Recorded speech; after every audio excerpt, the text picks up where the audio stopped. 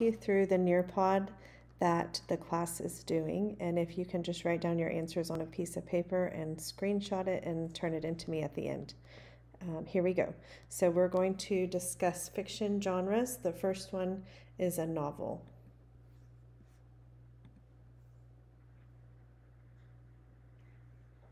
Have you ever watched a really good movie? Maybe it was about aliens attacking the Earth or a soccer team's journey to the championship. Movies are great for watching a story come to life.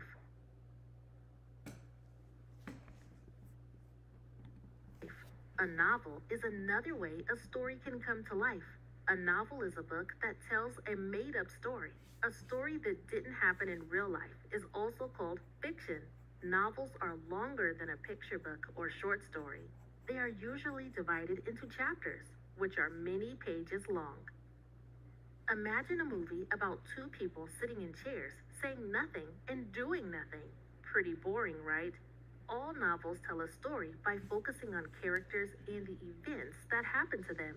In a novel, the reader's able to get to know the characters personally through the author describing the character's appearance, thoughts, interactions with other characters, reaction when things happen to them, reputation with other people.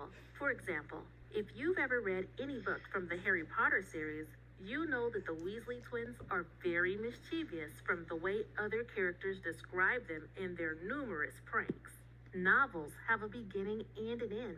As you read from the first to the last page, there is often a problem the characters must solve or a purpose for their actions in the novel. So this should be the second question that you're answering. What is your favorite novel?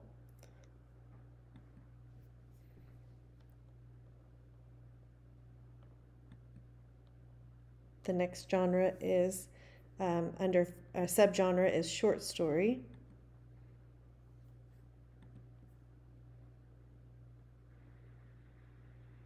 First things first, what is a short story?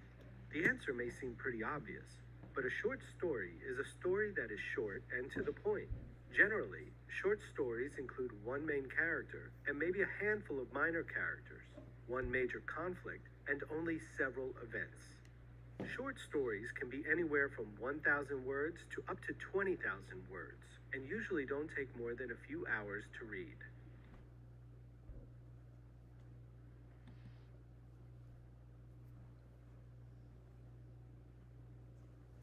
So you'll need to answer this question. What short story did we recently read together as a class? The next subgenre under fiction is realistic fiction.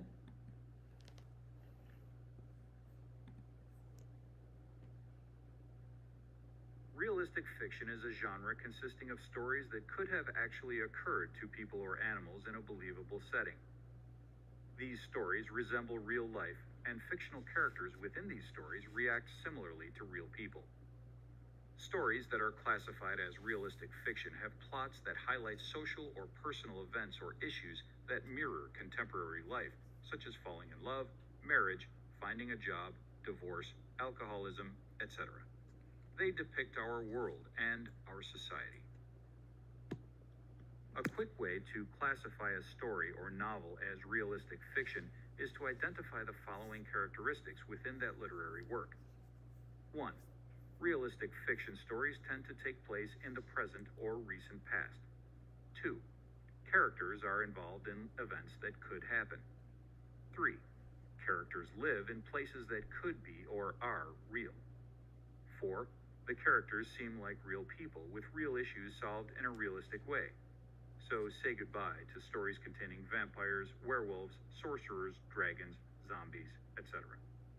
5. The events portrayed in realistic fiction conjure questions that a reader could face in everyday life.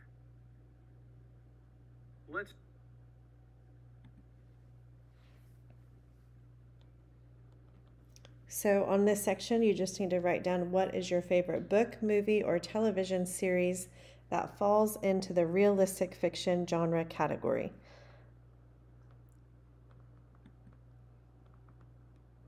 Our next subgenre is folktale.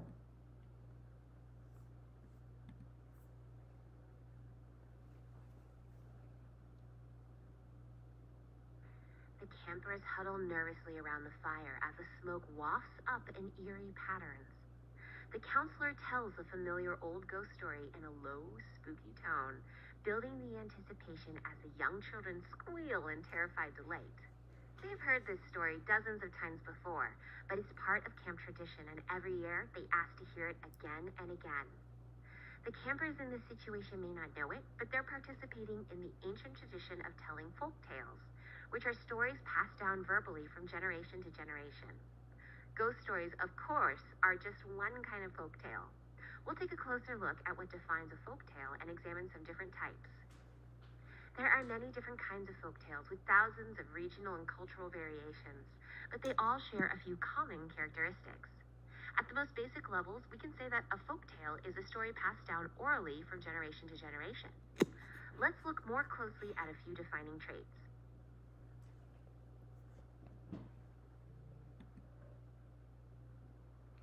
Here are some defining traits of folk tales.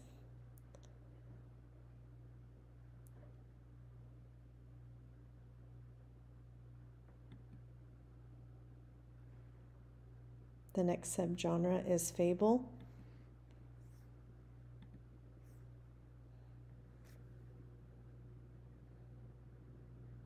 Have you ever been caught in a lie only to regret it immediately? Perhaps you've hurt a sibling or said something mean to a friend and felt sorry right away. Chances are those actions came with consequences, regardless of your regret. You may have been grounded, had privileges taken away, or even lost a friend. In turn, you learned a valuable life lesson from the whole experience. Fables also teach lessons. A fable is a story that usually uses animals to teach a valuable life lesson, a moral. This story is typically short and states its moral at the very end. Some of the most popular fables were told by a man known as Aesop, who was born a slave in Greece thousands of years ago. The tortoise and the hare, the town mouse and the country mouse, and the ant and the grasshopper are just a few of Aesop's notable fables. The tortoise and the hare tells of a boastful hare who believes he is faster than any other animal in the forest and cannot be beat. A tortoise, tired of the bragging, decides to race the hare. Although the tortoise is much slower than the hare, he is determined and does not stop until he crosses the finish line. The hare, so sure of himself, stops for a nap and is beat. The moral of this fable?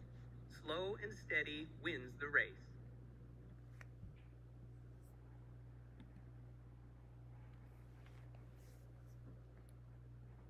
Next up is myth.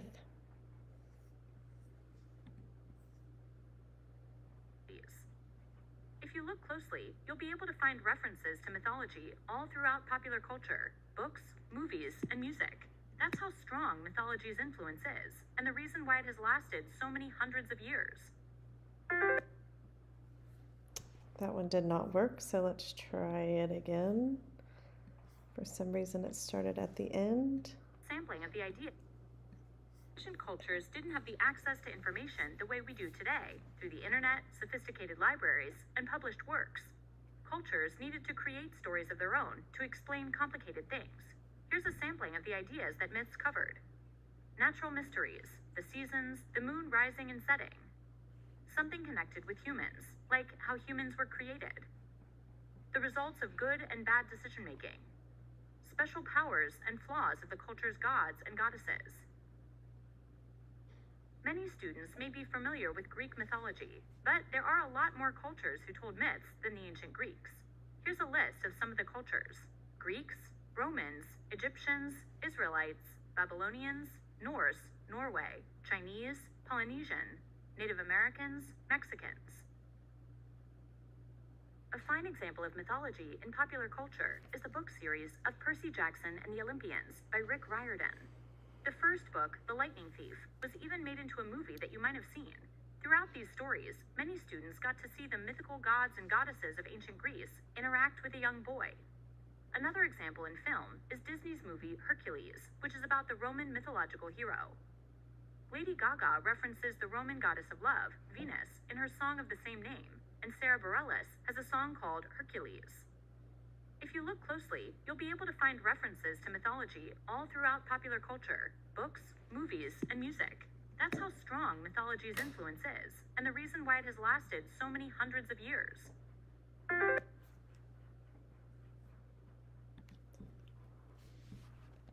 Here are some mythology dad jokes for you to enjoy.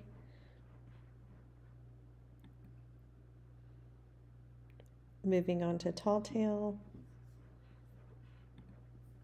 Paul Bunyan is also recognized as the best lumberjack of all time. He is often seen with his pet babe, the blue ox, who would grow to also be a giant. Pico.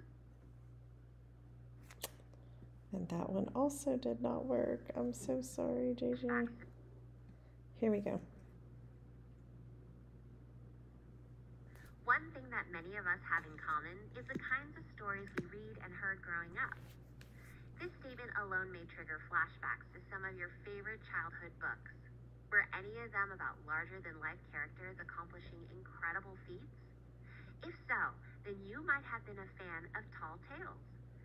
These stories have consistently been one of the most popular types of genres, and many tall tales written hundreds of years ago are still relevant to this day. A tall tale tells a story about a main character who is described to be extraordinary compared to people in real life. A main character is also called a protagonist. These stories are highly exaggerated. This is done intentionally by the author to engage the reader in a story that allows the reader to get in touch with their imagination. Oftentimes, these tales are funny as well. Tall tales were popularized in the United States in the 18th century. They were told by people as a means of entertainment and relaxation after a long day's work. Below are the names and descriptions of some of the most well-known and popular tall tales.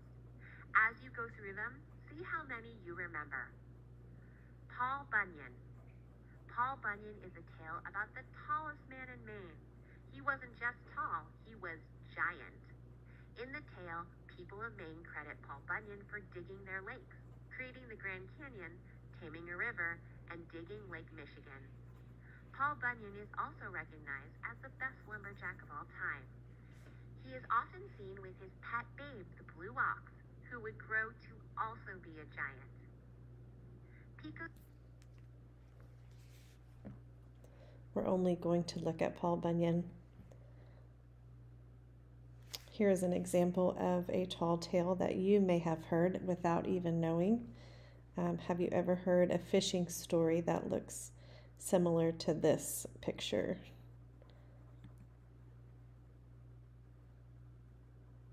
You have a 10-question quiz, so you'll need to write these answers down. I'm going to scroll through if you need to pause the video to read the question and answer on your own paper.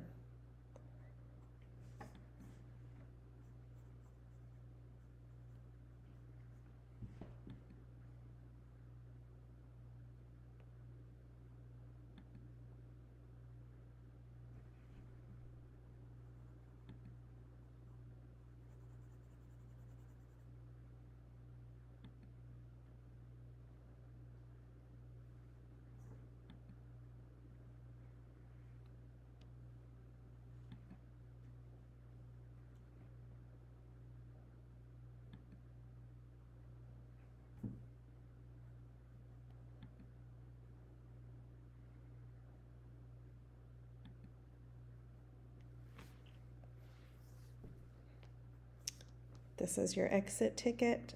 How confident are you that you understand the fiction genres we have learned today? See you later.